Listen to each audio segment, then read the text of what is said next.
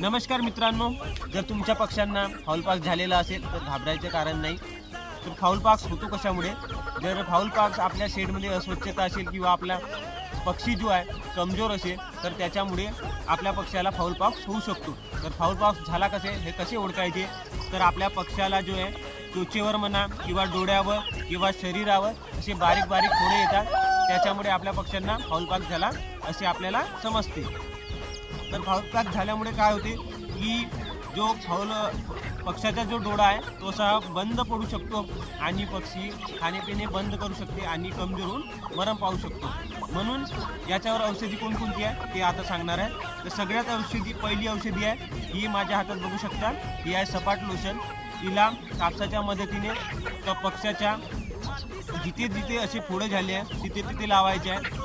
दुसरी औषधी आहे तुझ्या 200 CS, जो एक होमिओपॅथिक औषधी आहे. तिचे 2-2 थेंब पक्ष्याच्या तोंडात टाकायचे आहे.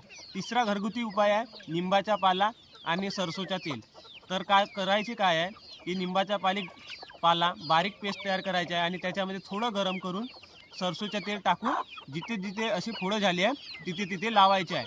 आणि आणखी एक घरगुती उपाय आहे की सायंकाळीच्या वेळी जेव्हा आपले पक्षी पूर्ण शेडमध्ये जाते तेव्हा पूर्ण आपला शेड बंद करून पेटलेले कोळसे आणायचे आहे आणि त्याच्यावर जो किराणा दुकानामध्ये धूप मिळते तो टाकायचा आहे आणि त्याचा धुवा पूर्ण शेडभर तयार करायचा आहे. त्याच्यामुळे सुद्धा आपल्या पक्ष्यांना फाऊलपॉक्स जो झालेला आहे तो बरा होऊ शकतो.